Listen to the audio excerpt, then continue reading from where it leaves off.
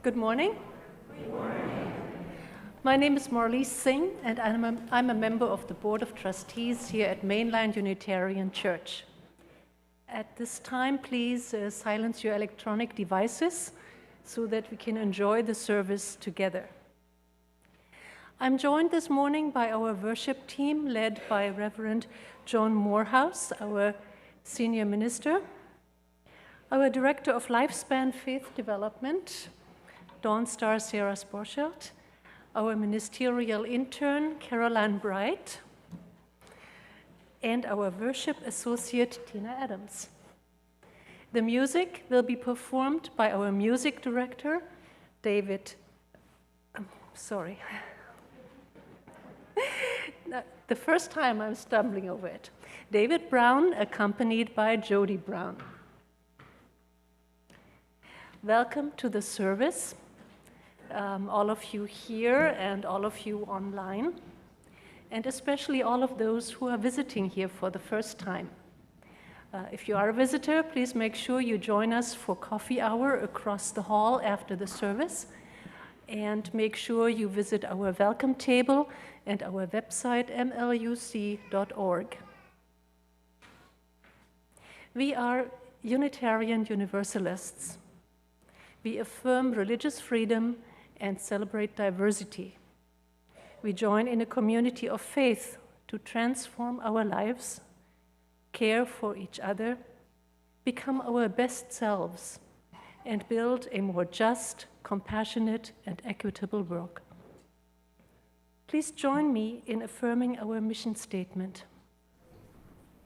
Together, we transform lives through love, service, and our welcoming faith.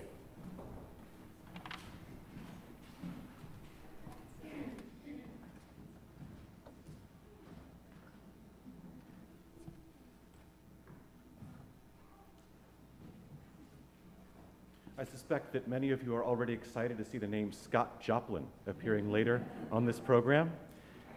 The name Hilda Osuski, I suspect, is less evocative. So Hilda Osuski is a composer about whom we know almost nothing, not even her dates, except that she published all of her ragtime music in one year, 1910, near the end of the ragtime era. And the tattered melody rag that we're about to play is considered the crown jewel of her repertoire.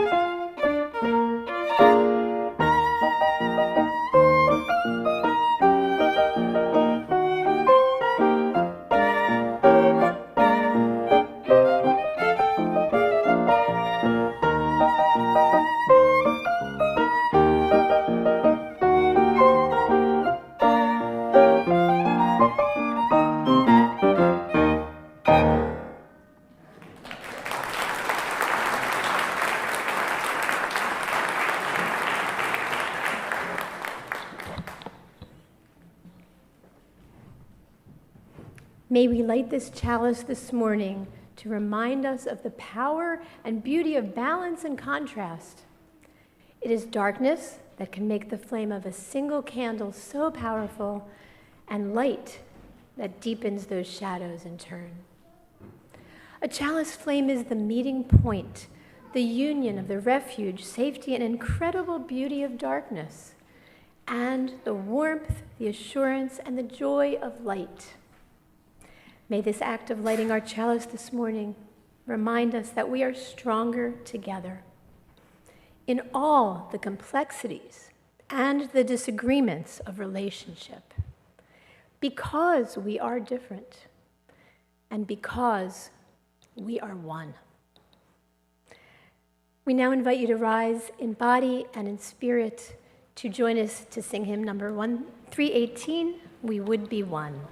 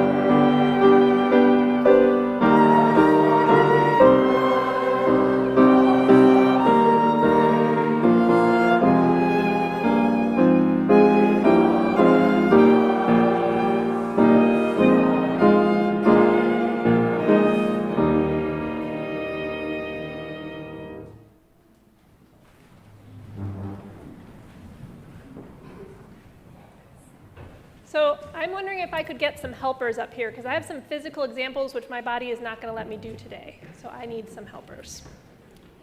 You can just sit down. We haven't gotten to the helping part yet. I'll let you know when we get there. My body is okay. I'm just recovering from a back spasm, in case anyone's concerned.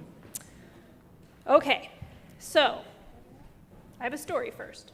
So once upon a time, the wise teacher Jesus went up on a mountain.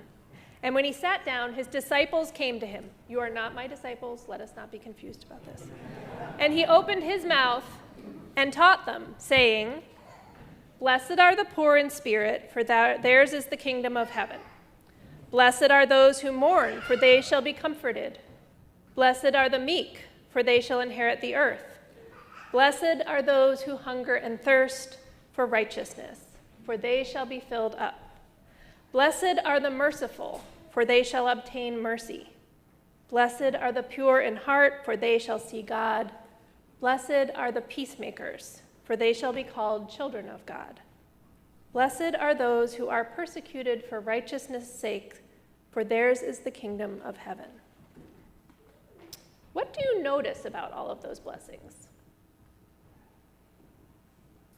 what I notice is that some of them seem like they are kind of turning things upside down or inside out. If you are really poor, Jesus says, you will be blessed with the kingdom of heaven, which I guess is supposed to be the ultimate richness. Maybe not literal, but metaphorical. And if you're really meek, you'll inherit the whole earth. That's upside down to how the world usually works, right? Like usually if you're rich, you get richer. And if you're powerful, you get more power. So this is the part I need help with. How could you see things upside down?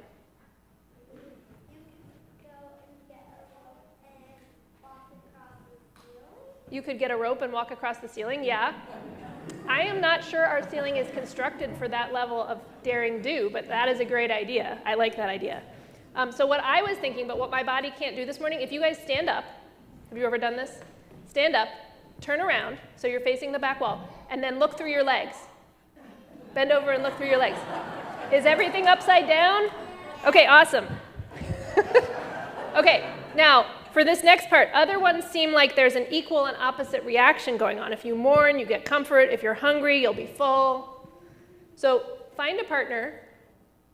I might need a partner too. I can do this one. Okay, put your hand out like this. One of you push. What happens? Push harder. Ah, the other one goes back. It's an equal and opposite reaction, just like that. Okay, and then there are a few that seem to me like transformation, which is our theme for the month. And that's a really big word. So the pure-hearted will become people who can see God. The peacemakers will not just get peace, which would be an equal and opposite reaction, but they will be known as children of God. If you're persecuted unfairly, you won't just be protected, you'll also get the kingdom of heaven, just like the poor. Everything changes. I don't have a good physical demonstration of this one. I'm at the beach. You're at the beach? You have a good imagination. Okay, but it reminds me of this story, this little teeny short story about the great Zen master Suzuki. Someone told him they didn't understand Buddhism. It was so complicated, and couldn't he just give a one-sentence explanation to make it simpler? Suzuki thought for a minute, and then he said, everything changes. That's it. That's all. That's the simple explanation of everything. Everything changes. Blessed be us all, and children may go to their classes now.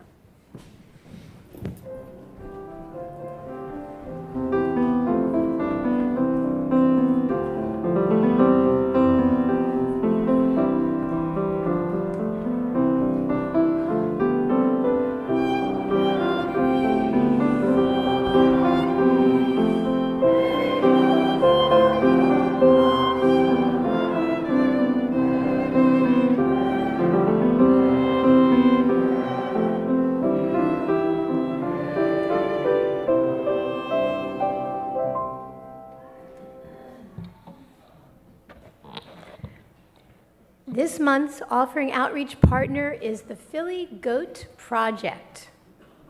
This nonprofit organization was founded in 2018 to provide residents, particularly those living in urban environments, to benefit from animal-assisted therapy, wellness events, and community engagement by interacting with goats. Why goats? Because they make amazing therapy animals, as they are smart, funny, and eager to learn. We are very happy to have PGP Director Karen Krivet with us today to tell you more. Welcome, Karen. Stand up here. Like that? Oh, just figuring out how tall I really am. Okay, thank you, Tina. Good morning, everybody, and thank you so much for having me. Obviously, I'm Karen Krivet, the founder and director of the Philly Goat Project. And I want to thank Betsy and Lloyd and Dawn for having me here today, and for the Unitarian congregation for sharing your support. Philly Goat Project is our country's only city-based goat-centered program. We're located at the farm at Aubrey Arboretum in Germantown, and we provide year-round programs including education at schools and camps and at our farm for all ages and abilities, a year-round teen job training program for kids who are ages 11 to 15 who live in the neighborhood. We do provide animal-assisted therapy and wellness, including bereavement programming, and we have a grief garden. We provide violence intervention and trauma programming, and we also provide, this is how I met Lloyd, free monthly themed goat walks with different topics, ranging from meeting the beekeepers to meeting people from the Lenape Nation. We also provide literacy programming in partnership with Philly Parks and Rec Department and Philly Libraries. We actually read stories with the goats and perform plays. We will be back here on March 17th with the goats, rain or shine, for adults and with some of our teen interns as well. So why goats? And that's a hard sell, especially because I spend most of my time soliciting for funds and writing grants, and I have goat yoga is my enemy. It's like, oh, you do goat yoga? Not really. So because goats can be cared for by a large number of people and handled by many more. The goat walk that I met Lloyd at had about 100 people taking turns and walking in nature. And as you guys know, nature is our best teacher and healer and unifier. And that's what the goats do, is they bring people out into nature. We know that the secret behind the goats is that somebody in somebody's family likes animals. And we know that that person can entice you to get off your electronics and get out in nature and become a part of something that is bigger than yourselves, even in the city. And that's basically our foundation, but don't tell anybody. When we started in 2018, our program served 800 people, and this year we served 36,000 people. It's been an incredibly rewarding, but also challenging program, mostly making costs because there's only so much money people will pay for even amazing programs like ours. So goats teach us about kindness, sustainability, and of course, silliness and delight. I am a 30-year-old veteran, so I'm 60, but 30-year veteran of working in the city. And every aspect of Philly Goat Project is founded on research around health and life outcome disparities for people of color and people living in poverty. So I didn't just start the Philly Goat Project in 2018 out of nothing. I started it after working in the city for 30 years. And what I did was I took this knowledge and the daring risk to invest my time and small funds 6 years ago to see if this crazy thing with goats would really make a difference. And I'm still married, my husband's here. But could a middle-class white woman take her privilege and experience and really create a change in the community? And I can say, yes, I did. It's been amazing and rewarding, and today I invite you to make a difference and join me in making that difference too. So thank you.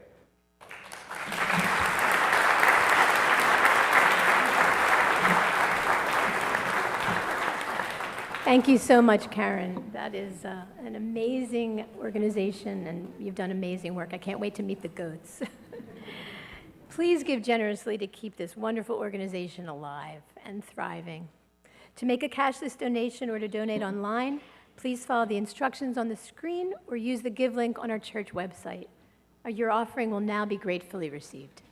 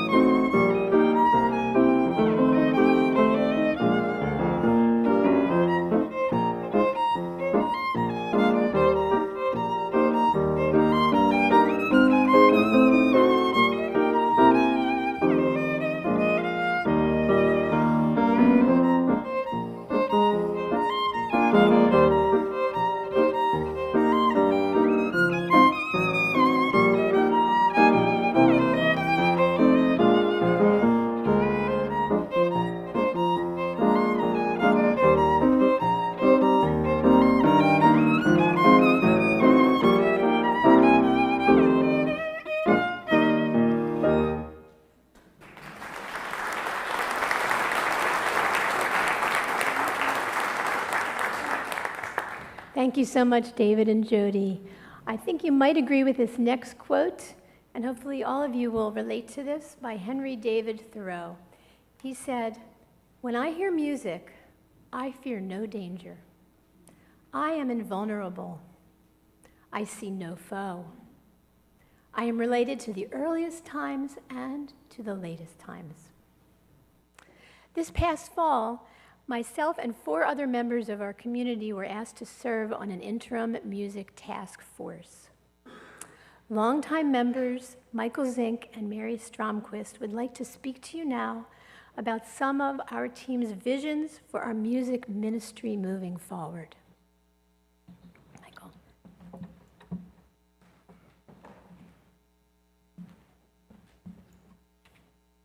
Before I talk about vision, I'd like to talk about present and recent past and acknowledge that this interim music task force was put together on very short notice after the sudden passing of our music director, Dr. Vincent Craig, in the fall. The main purpose of that task force was to keep the lights on as far as the music programming at MLUC, choosing hymns, finding musicians, and supporting to find an interim choir director and eventually an interim permanent music director who ended up being there right all along.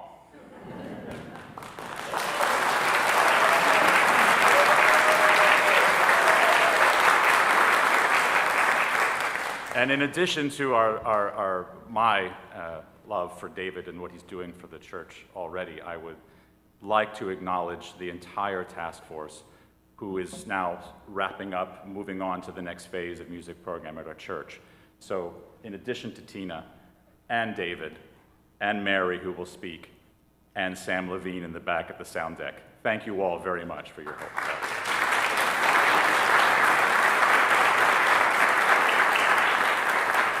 When we started coming to MLUC, it was the music that really kept me first coming back. I happen to love music and enjoy music of almost any style and genre, so I am truly an easy audience.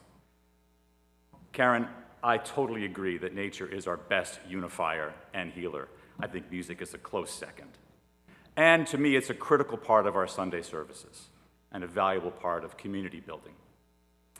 If MLUC had unlimited resources and time, talent, and treasure, our choirs would attract more members and more singers from outside our congregation who are looking for a musical outlet, even if not yet a spiritual one. The multi-generational choir, the children's choir, the treble choir, the TTBB choir, the gospel singers, Betsy Bells, and the barbershop quartet would all make regular appearances here throughout the church year. This stage will continue to be the first place that hundreds of kids stand on the first time they perform in front of an adoring audience, as Mount Olivet United Methodist was for me when I was in elementary school. This will make lifelong connections across generations and love, through art and love. They will join instrumental ensembles that gather in the evenings for social jams and song circles and drum circles and poetry slams. Some will share their music with the community here at services and events, rock bands, folk acts, hip-hop artists, jazz bands, punk bands, klezmer, raga, rap, and reggae. MLUC will regularly sponsor a commission from young composers in the area, and their works will be performed here with ensembles made up of members and friends as well as professional paid musicians. MLUC will be known as a venue to hear all this music and more. A regular concert calendar would host regional and touring national artists. David will need funds for a booker to manage the concerts. Ron will need a larger staff to turn this room back into a sanctuary after Saturday night salsa dance. And these events will bring people into our church, maybe the first church they've been to in decades. They will see something they like. They will come back. They'll bring an instrument. They will be a tenor.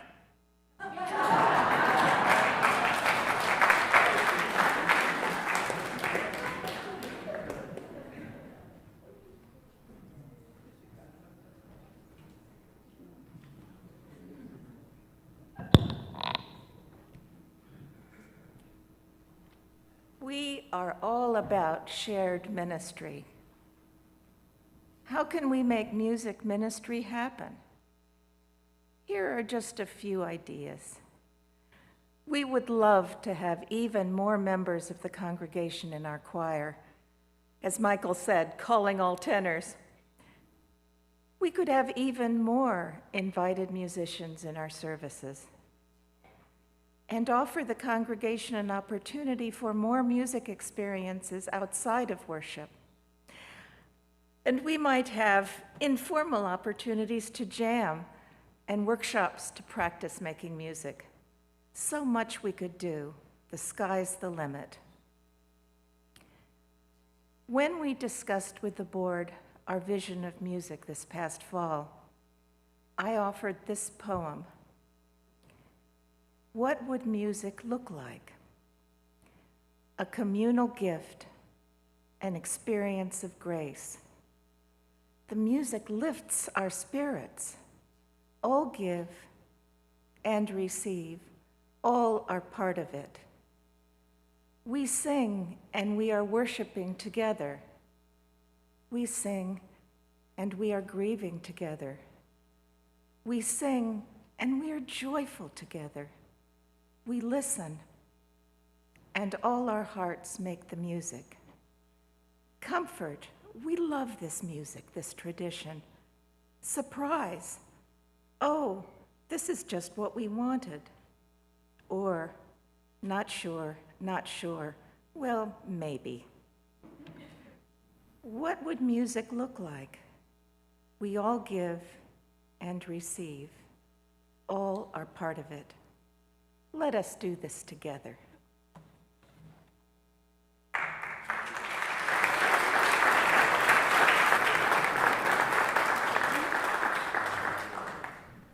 We encourage you all to please join our music visioning session after today's service at 11:30. There will be childcare provided, and we would love to hear from all of you.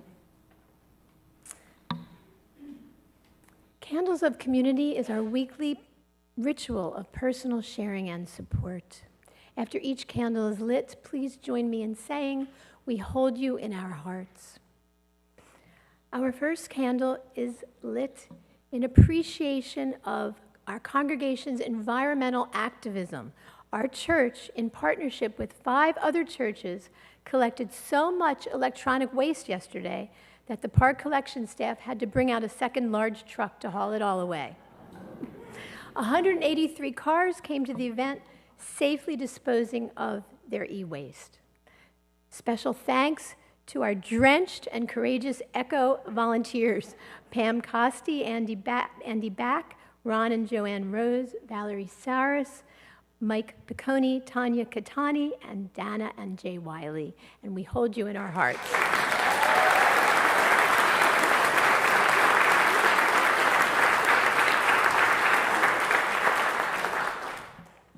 We light a candle of sorrow for the passing this week of our beloved member, Bob Rhodes. His dear Paula is at home with her family around her. For Paula and the Rhodes family and their close friends, we hold you in our hearts. Emma Mellon lights a candle for the passing of her good friend, Anita Sullivan Bear. Anita suffered from a long illness. Emma mourns the loss of her vibrant, generous presence and celebrates her passage into wholeness. For Emma and the Bear family, we hold you in our hearts. We light a candle of sympathy for longtime member Cynthia Corboy, whose sister Rowena died recently. Cynthia says, "I was the oldest of 5 sisters. Rowena Gray, our middle sister, died 3 weeks ago in Denver.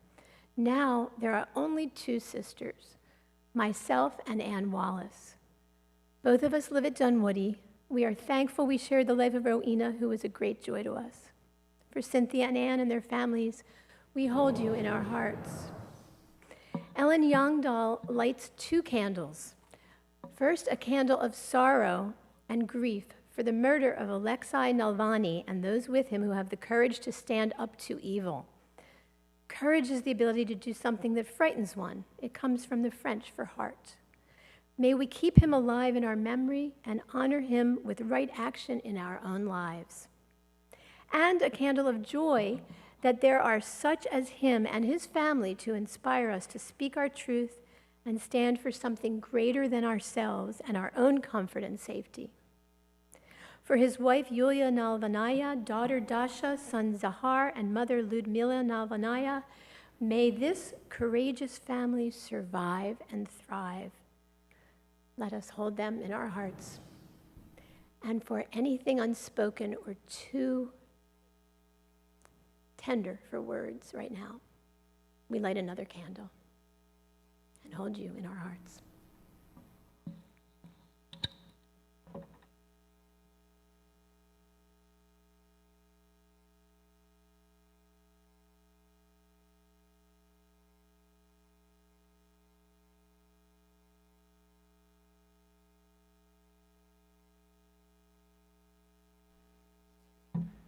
Our reading this morning comes from this old-fashioned device I had in my office. I believe it's called a book.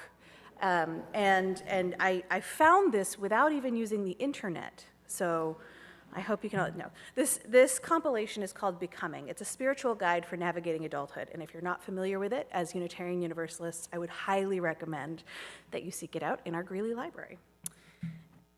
Our reading is called We Meet on Holy Ground by Richard S. Gilbert.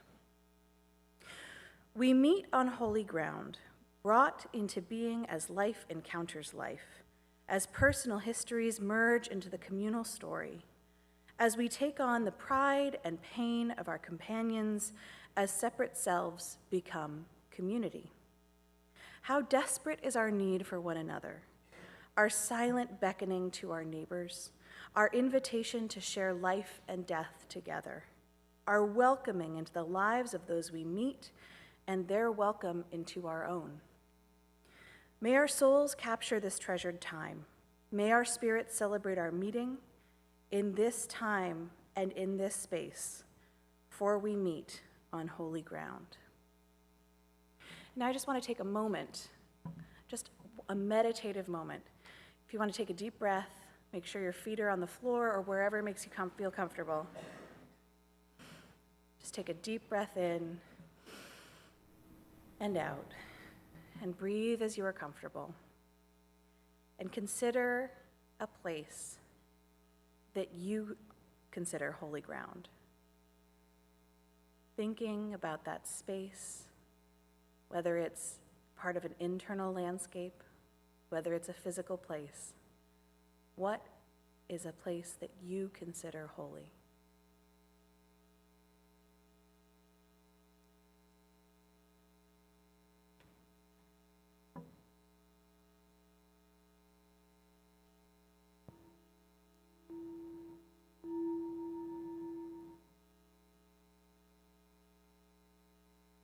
And now, come back to this holy place as we hear from Reverend John.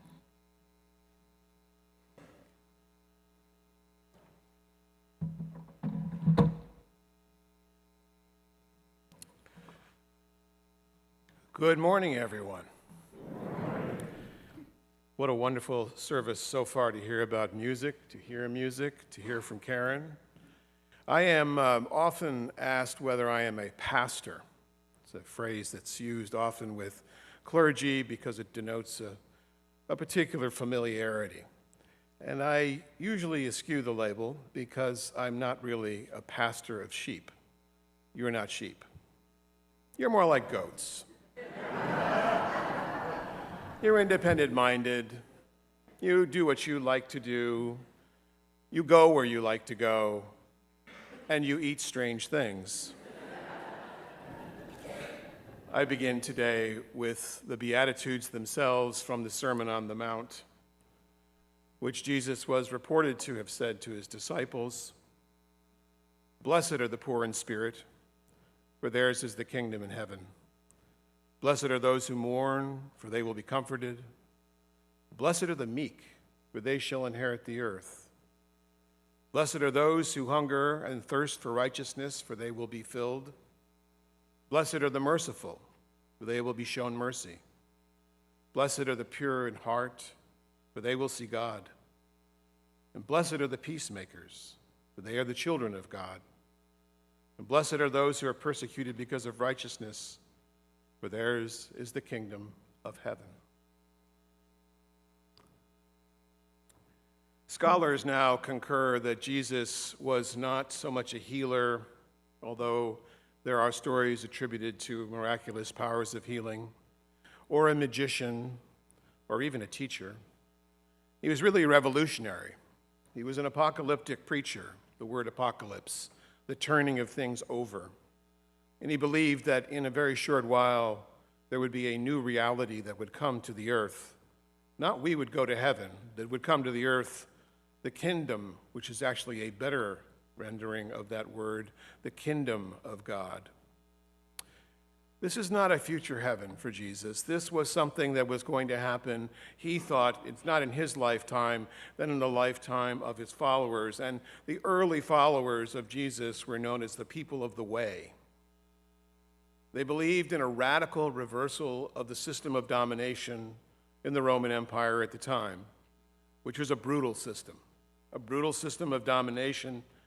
And there were many things that his followers believed, even though, as Don Starr was saying, it all seemed quite opposite to the way that we see the world. That troubling phrase, the most troubling of the Beatitudes for me, is blessed are the meek, for they shall inherit the earth. I've been doing a lot of reading about the meek because I didn't quite understand what that meant.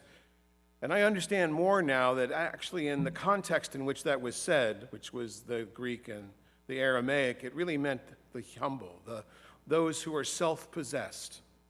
One writer that I read about said, the meek are like people who are courteous drivers on the road that let other people in. They don't try to cut them off. And as Francis will tell you, I am working on my meekness all the time. Just the other day, I was not very meek. But friends, I think we are in a time of apocalypse. And I don't mean that we're in the fiery end and we're all going to get transported up like Star Trek to heaven or something. I think we're in a great transformation. I think we're on the edge. It's really just begun. I think that the hatred and the bigotry and the violence and the fact that we seem to be on the doorstep of a dictatorship and religious nationalism in this country is actually a reaction to something greater that is happening around us. I say this because I think that the vehemence of the reaction is evidence of the transformation that is abounding, that is right on the edge of us. It's a struggle. It is a struggle. But believe it or not, we are actually on the front of that reversal. Unitarian Universalists, this small, relatively unknown denomination, often confused with the Unification Church or the Unity Church or something else, not even a church at all, say many people. But I think we are on the edge of something quite remarkable. I think we're on the edge of what may be in our children's, and perhaps another generation's time, a change in the way we do things. But we have to go through the fire. We have to go through the fire to get to the other side of the fire. And that is the work that we have to do. And that is why we welcome here people who are different than we are. There's a retelling of this, the Beatitudes from my friend Sam Allen, the B-attitudes. He puts it this way: blessed are the gender outlaws for those born with violence on the horizon, and those who narrowly, purposefully avoid it through restrictive movements and lost opportunities, who work towards change every day. For you have lived your truth boldly, and your life and memory are your testament, however brief and brilliant you lived on this earth. Blessed are the ones who are themselves, despite the danger of being so. The price they pay for authenticity is dwarfed by the confidence of their honesty. Blessed are the flawed, which means blessed are all of us who make mistakes, try faithfully to correct missteps, to be persons of integrity in a challenging world. We do our best. We miss relationships, and yet we build glimmering castles with our friends and other loved ones when the earth seems to be concrete stacks on top of one another. Blessed are the families who change, who do their best to understand what is before them in a new way, to keep their perspectives open, to widen it to include others who are not just like them. For love is your song, and you are fully loved in return. Blessed are the music makers, for they remind us what we're living for. And blessed are the strivers, the wanters, the creatives, all of us who just try to be good people. We shall build the land that we are now working on. And blessed are all who strive to work for something more than what is now, who know that love always calls us on. I wrote my doctoral dissertation on rethinking Unitarian Universalist theology as something that we do together rather than do apart. I know many of you have taken the popular course that was very popular for many, many years, Building Your Own Theology. Anybody remember that course? Okay, yeah. The idea of that course is that you spend time working on your own theology. My thesis was, that's not good enough anymore. That's not going to cut it. That's going to keep us trapped in little individual boxes, when what we need is something together that we can hold to.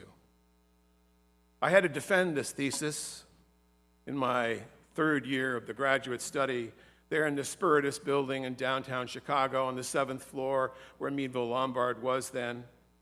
I was sitting in something called the Fishbowl, a glass room, 3 sides, glass, floor to ceiling. 4 professors, me. Time to defend the thesis. Dozens of students walking around looking at me. I thought they were going to set up seats and sell popcorn. They couldn't hear what I was saying, but it was obvious that I was on the hot seat. I had to first reiterate the thesis that the popularity of that adult course, Building Your Own Theology, was reinforcing individualism at the cost of a shared theology for us as Unitarian Universalists. That this post-Enlightenment premise that each of us is enough was not enough. That the emphasis on individual belief is outdated and misguided. That there's an attraction, yes, to that initially, but there's something more that should be drawing us together. And that membership perhaps was too easy when it didn't challenge us to grow spiritually. I contended that the identity that we really needed was beyond the individual, that was processing something that we would believe in together, that we were poorer in our faith for a limited understanding beyond what we believed. That was my thesis. And I took a deep breath. And now came the questions. There were questions about my own theology, describing myself as an enchanted agnostic with mystical tendencies. They weren't quite onto that. One professor asked how, given the diversity of belief in UU congregations, could we possibly have a shared theology beyond some assent to common value? Which is a great question. But the most challenging question came from one of my advisors, Dr. Mark Hicks. He asked me, to what end are we creating a theology? Are we creating a theology so we make ourselves feel better? Or is there something else?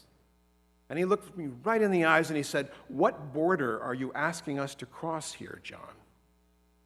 What border?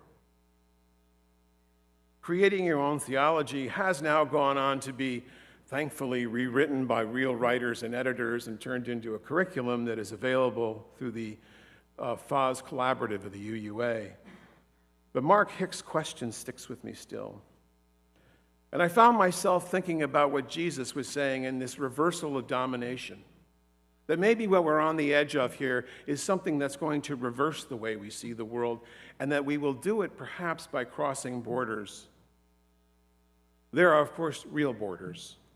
The great tragedy in this country is the border to the south of us. Stories such as the story of Flor, who was 11 at the time that her family decided to go back to Mexico. She was born in Mexico, but came across when she was 1.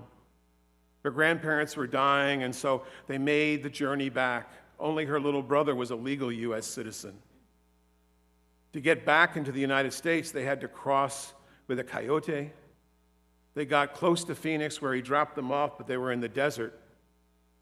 Flora walked by as she saw bodies lying there. They took a rest one night under a tree, and they were captured by the Border Patrol. Her brother was allowed to be placed in some institution near there because he was legal and everybody else was deported. Her father, though, was arrested and sent to a jail. She spent the next 2 years trying to find her father. We often hear people tell me, and I've heard this many times, that the plight of the immigrant is sad, but what they're doing is illegal. And they would say to me, what part of illegal don't you understand? And I would say, the whole system is illegal. The bribes, the complex laws, the blatant racism that's at the heart of an entire system that is illegal. Any European can travel freely here, but if you're Mexican or Nigerian or Syrian, your status is questioned. No, it has to do with the color of your skin, friends. Let's not deny this. Why would a broken system be a symbol for us as a country? Because right now, that's what's not working. Right now, that's what we have to change. Right now, $1.4 billion spent on the border is not where we should be spending our money. And for people who think that all we have to do is let people in like we were let in, that somehow we have some divine mandate, the doctrine of discovery it's called, actually. There's a name for it that says Europeans could come here and take over the land. I find it galling when people tell me that they're here legally. I usually say, really? My ancestors from Scotland and Wales who checked their papers? Geronimo? We're no longer any more legal at this than we were when we began. And so I see this as an attempt, perhaps, to bring a different kind of reality into being. All these walls that we tried to build, Hadrian's Wall, built to keep the barbarians out, the Berlin Wall, keep the East Germans in, the 4,000 miles of the Great Wall of China, only keeps rabbits out, apparently. A wall is sometimes a wall, but it's sometimes a barrier. And I see it as metaphorical and honest for us as religious people to clash with that understanding. Yes, to understand that we are here to bring down the walls. And we may not be able to affect the southern border, but we certainly can affect the way that we treat people who are different from us coming through our doors or not even at our doors. To recognize the other person who's cleaning something or cooking your food as an individual, as a human being, is the start to the reversal that Jesus was talking about. It's the crossing of the border, friends. There are all kinds of borders in your lives. There's the borders in your lives of those people who you love but you are not able to communicate with because you are estranged in some way. There's the borders in your life where you do not understand other people. Many of us are facing a digital border all the time. Did you know we have a new website? We have a new website. Not everybody's using it yet because it doesn't look like the old website. But I'm going to ask you to cross that border this week, to click on the website and explore it, because it actually has a lot there. You can, on that website, as a matter of fact, you can submit a joy or sorrow here. Yes, in confidence, no problem. I know this is new and this is challenging for us, but these are the borders we will have to cross, and these are mild borders to cross, to be sure. Crossing the physical border reminds us of what we have to do. That we have so much to do, but here's the good news. The good news is you're already doing it. You showed up today. You got online today. You're already doing it because you showed up here today. You could have gone on with your life as normal. Some of you are here for the first time and you're dealing with something that's very difficult in your life and you're trying to figure out, how can I go on? And you've come here. Do you know that when you cross the threshold of that door, you are crossing a border into a community of people that will love you and hold you no matter what you've done? And let's face it, friends, we've all done things that we're not proud of. Those are the borders that we cross. And those are the borders that we will be inspired from going here to cross elsewhere and to be part of other organizations that are doing good work, whether it's the ecology of our planet, or whether it's getting out the vote, or whether it's the right of women to decide what to do with their bodies, or trans people to have their identity, or people of color to simply exist. What we need to do is take down the barbed wire of fear that runs across our own hearts, eh? I know that this is asking a lot of us most days when you open up the news and you go, I just don't even know how I can go on. But what if the news is the worst that we are? And what if what we are is better than anything the news will ever broadcast? I know someone I met when I was in Southern California. He turned out to be a Border Patrol agent. He worked the border. But he attended the Unitarian Universalist Fellowship in Tucson, Arizona. And what I found out over time, those people didn't know who he was, by the way, didn't really know what he did.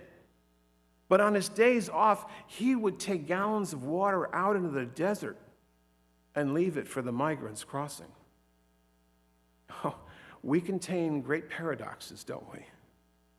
But that's the sort of person who understood that borders have different meanings at different times. If we want to truly understand what it means to cross a border here, friends, to truly reverse what is wrong in the world, we must, as Alberto Llorea said, we must seek grace from the distracted God to walk and count, yes, our sins, but also to go to the ice cream stand and buy ice cream for little children, to feel the crush of your own family, whether that family is your own or the one here, who want to cup your cheeks in their hands and say, I love you, I love you, I love you. That's the border we're called to cross. Those are the right attitudes for the world we face. And we shall get there together, because we will be one with all who are alive on this planet. So may it be, and amen.